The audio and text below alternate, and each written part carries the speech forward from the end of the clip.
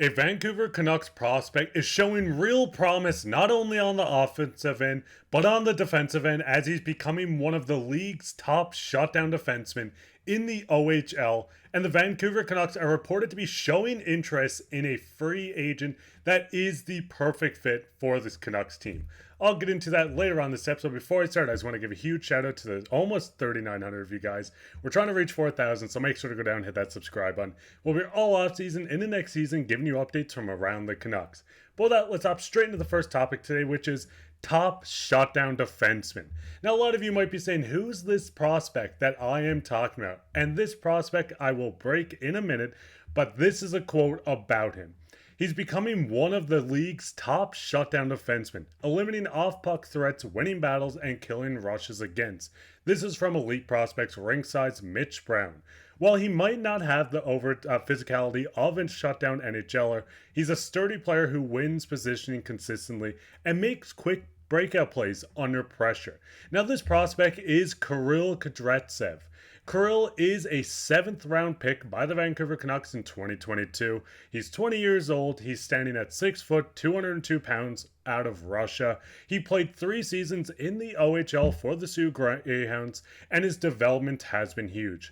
Kirill was touted as an offensive-only defenseman really coming into this draft, hence why he dropped so far in the stocks. When Kirill came over, he really worked on his defensive end, and like Elite Prospects has said, he's becoming one of the league's top shutdown defensemen. And not only this, he's also putting up points. You can see his first season in the OHL, he had 39 points in 68 games. Following season, 67 games, he had 50 points. And this past season, 67 games, 5 goals, 42 assists for 47 points. He helped the Sioux Greyhounds make it to the playoffs, almost making the Western Conference Finals, just falling short but putting up 9 points in 11 games. Kirill has been outstanding for the Sioux Greyhounds. This is a guy that's played 24, 25, 26 minutes per game. He's eating an incredible amount of minutes for this Sioux Greyhounds team. Defensively, he has been one of the best in the league, not only on the Sioux Greyhounds, and offensively, he has been explosive. And if you wanted to really look into this guy, like I said, he's 20 years old, and the draft pick, you can have a look, screenshot this or pause it, whatever you want to do. But heading into what Elite Prospects had to say on him going into the 2022 draft, they say one of the smartest activators in the draft class. Kudryavtsev's upside comes from both supporting the offense and creating it. He anticipated hands-offs along the board, using the space to shoot. The give and go from the point features heavily in his game, often used to create a shot for himself on a setup a teammate across the slot. When he's on the weak side, he consistently identifies seams that fills without exposing his team to risk.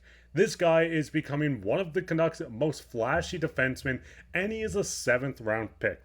Like I said, this guy, and like Mike Brown said, if you don't want to just take Mitch Brown, if you don't want to take my word for it, he's became one of the top shutdown defensemen in the OHL. He's a guy that can be explosive on the offensive end, and a 7th round pick, and it really shows that how management has sneakily picked up some of these guys. I mean, in this past draft, Romani was a late round pick that exploded just this past season in the juniors. A guy like Fernstrom looked incredible during the development camp, another guy that went to the 3rd round. We've seen a guy like Shilovs be drafted in the 6th round, and now Kirill is making a name for himself in the OHL, and he's a guy that I could see making the jump very soon, and if not very soon, I mean next season, to the AHL to work on his game.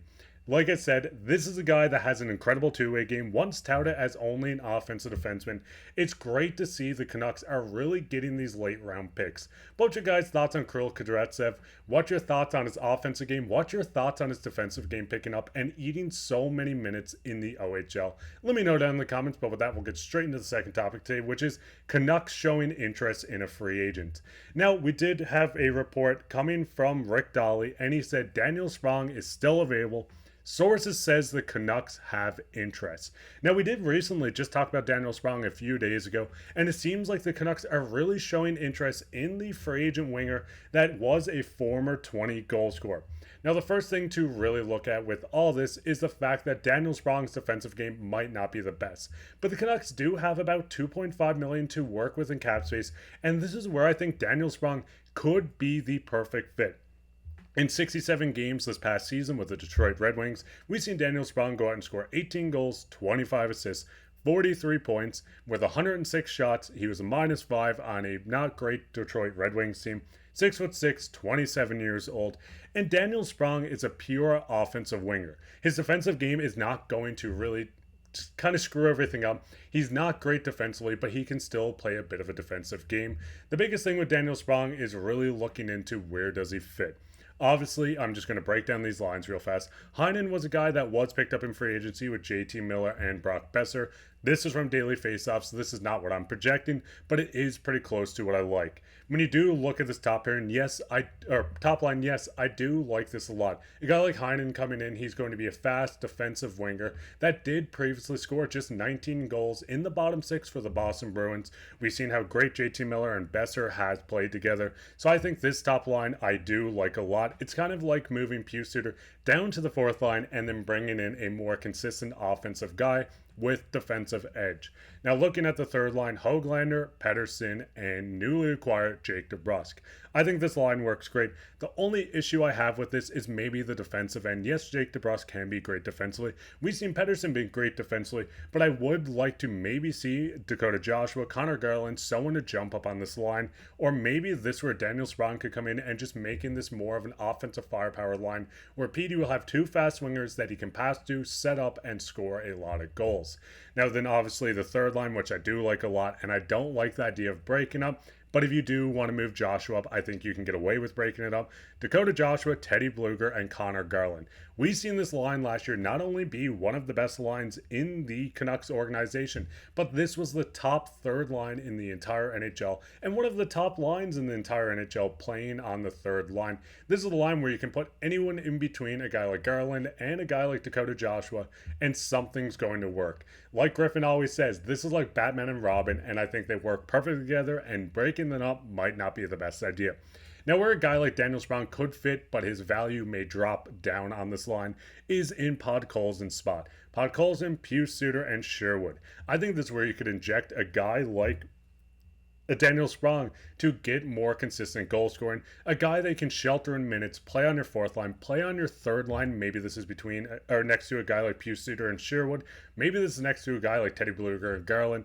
But having more scoring, bringing in a guy on a prove me contract could make a lot of sense for the Canucks. We did see Daniel Sprong score 18 goals. He is coming off a prove me deal with the Detroit Red Wings. He's still a free agent, has yet to be signed. The deal was at $2 million AAV on the one-year deal. He did score 40 points the season before with the Seattle Kraken as well. So maybe 2 million, 1.5, maybe even a tiny bit less could get this deal done. But with the Canucks showing interest in a guy like Daniel Sprong, like sources have been telling Rick Dolly, what's your guys' thoughts on bringing in Sprong? What's your thoughts on maybe adding just another guy that can score you 20 goals into this bottom six to kind of share up the firepower? Yes, you have prospects coming up. Yes, you have depth picks, but you can never have too much depth. We've seen the Canucks deal with injuries, and obviously these guys could make a lot of sense going into the playoffs. What were your guys' thoughts on all this? Let me know down in the comments. But speaking on comments, we'll get into comments of the day. And the comments of the day, there were 3 in a row, and I had to pick all 3. The first one was from Kenny. He said, "Hello from Hong Kong. Love your insights and news updates. Keep up the excellent work, guys. Originally from Van City. I've been a Canucks fan my entire life. I really hope we can lift the Stanley Cup before I die. Go Canucks, go. P.S. I'm part of the 0.6%. And if you don't know what the 0.6% is, when you do look at the analytics on YouTube, 0.6 of our subscribers and viewers are from Hong Kong, so shout out to you, Kenny. The second one comes from Jonas, and he said, who wouldn't want to live in Vancouver, one of the most beautiful cities in the world? I've actually only been able to make it to Vancouver twice. If you guys don't know, I am from Newfoundland, the farthest east you can go in Canada. I am going to make a trip out this year to visit family and, of course, make it to a Canucks game. And the third comment today comes from Darkness, and they say, thank you for the channel. Been a Canucks fan since I was a kid, but we sucked for a while. Couldn't agree anymore. After last season, I'm hopeful and actually wanting to stay up to date, and I'm glad you found this channel to keep you up on date everything. I did want to pick 3 because I feel like I don't give you guys enough credit. We wouldn't be in the position we are today. We wouldn't be in the position of almost having 4,000 subscribers without you guys. Making this content for you guys is just rewarding for us to see you guys enjoying it, keeping up to date, and seeing comments like this. So if you wanted to go down and leave a comment, you could be featured featured on the next episode as comment today, like our three friends did here today. While you're down there, leave a like, subscribe, share this with your friends. I hope you guys enjoy the episode, and we'll be back tomorrow with another one. If you guys have any recommendations on something you want to see, let us know down in the comments. But I've been your host, Mark. Bye, and take care.